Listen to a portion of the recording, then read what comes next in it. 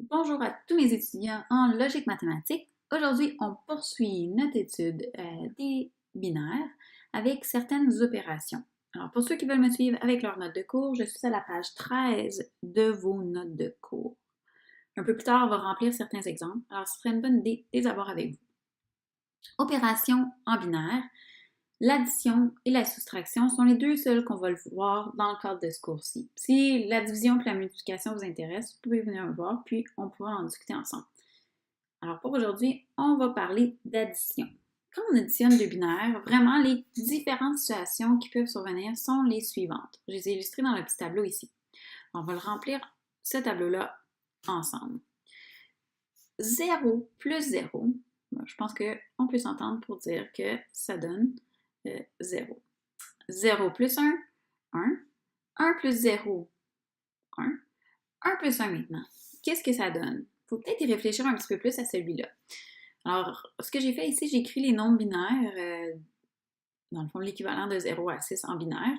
On obtient 0, 1, 1, 0, 1, 1, 1, 0, 0, 1, 0, 1, 1, 1, 0. Donc, 0, 1, 2, 3, 4, 5, 6 en décimale. Alors, quand je me pose la question 1 plus 1, ça donne quoi? Bien, je peux y penser logiquement ici. 1 plus 1, on sait tous que ça donne 2. 1 plus 1 en binaire va donc me donner un 0. Alors, ce que je vais faire ici pour donner ce résultat-là, bien, on va avoir 0, mais on va avoir une retenue de 1. Alors, il ne faut pas oublier notre retenue quand on va faire nos calculs. Comment ça fonctionne?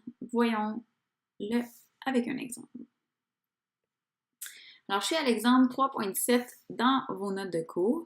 Malheureusement, je me rends compte ici là, que le deuxième nombre, je ne sais pas pourquoi j'ai fait ça, une erreur de m'attention.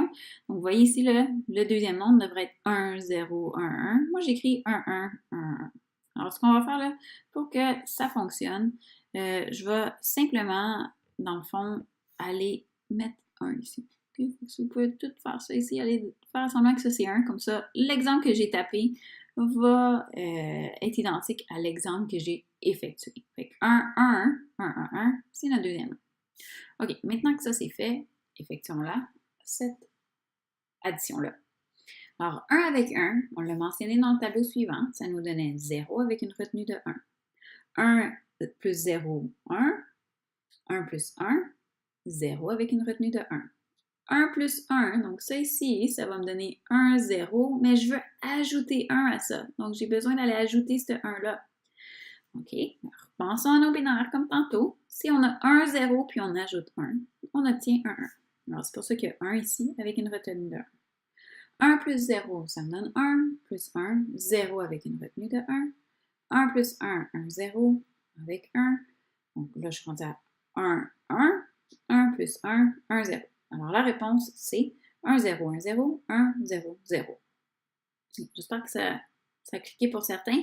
On va faire un autre exemple pour continuer à apprendre.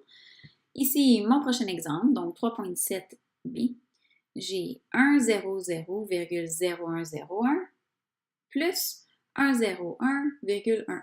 Alors, ce qui est bien important quand on additionne des binaires, c'est premièrement de bien aligner nos nombres. Alors, je vais les écrire ici. Je m'assure de prendre mon temps pour bien les aligner. 1, 0, 0, 0, 1, 0, 1 avec 1, 0, 1, 1, 1. Vous remarquez ici que je n'ai pas le même nombre de décimales dans mon premier et dans mon deuxième nombre. C'est pas grave.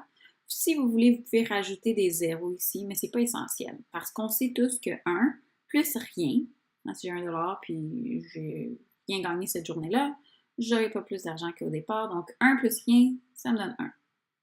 0 plus rien, ça me donne 0. 1 plus 1, comme on vient de le voir, ça va nous donner 0 avec une retenue de 1. 1 plus 0 plus 1, 0 avec une retenue de 1. 1 plus 0 plus 1, 0 avec une retenue de 1.